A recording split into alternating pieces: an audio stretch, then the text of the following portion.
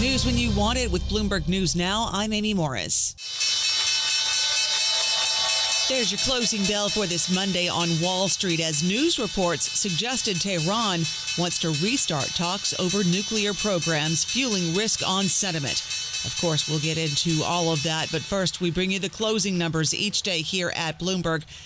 The S&P 500 gained 56 points. NASDAQ gained 294 points. The Dow gained 318 points. The 10-year Treasury yield at 4.45%. The 2-year yield at 3.97%.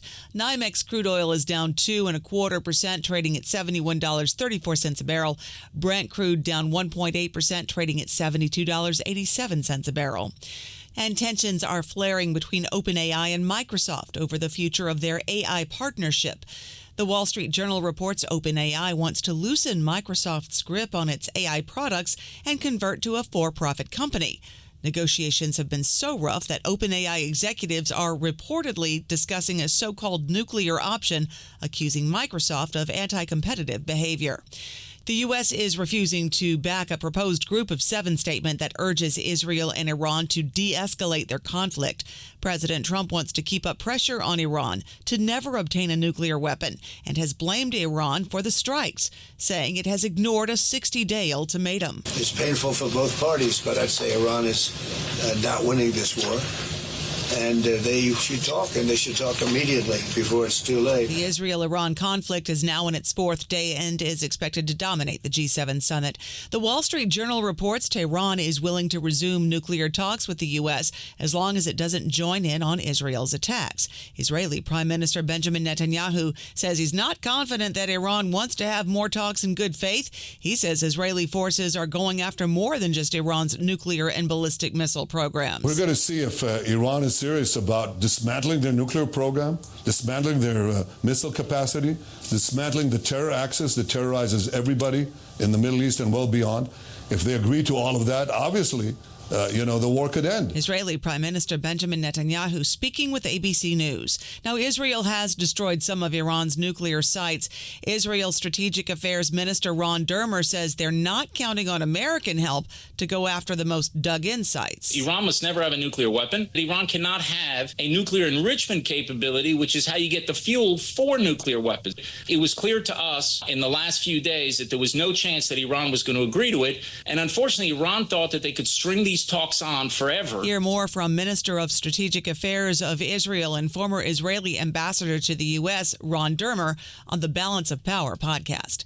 At the same time, a semi-official news agency sponsored by the Iranian government says Iran is ready to deliver a, quote, major blow to Israel. Israel's army says military targets are already being hit in Iran. Dr. Ellen Wald is a senior fellow at the Atlantic Council. She tells Bloomberg TV Israel isn't really interested in regime change. For Israel, the real end game is just to take out all of the Iran's ability to threaten them. So the missile sites, the nuclear sites, I don't think that they're really aiming for regime change. I mean, they don't want to participate in that. You can hear that full interview with Dr. Ellen Wald from the Atlantic Council on the Bloomberg Surveillance podcast. At the G7 talks in Alberta, Canada, President Trump said throwing Russia out of the group was a mistake. The G7 used to be the G8. Barack Obama and a person named Trudeau didn't want to have Russia in. And I would say that was a mistake because I think you wouldn't have a war right now if you had Russia in. And you wouldn't have a war right now if Trump were president 4 years ago. Trump adds he also supports China joining the G7. The Senate's version of President Trump's tax bill calls for a $10,000 cap on the state and local tax deduction. It's a placeholder figure as Republicans remain divided over the SALT break. The House version calls for a $40,000 SALT cap. The Senate will continue to negotiate the deduction as it aims to pass the legislation by a self-imposed July 4th deadline.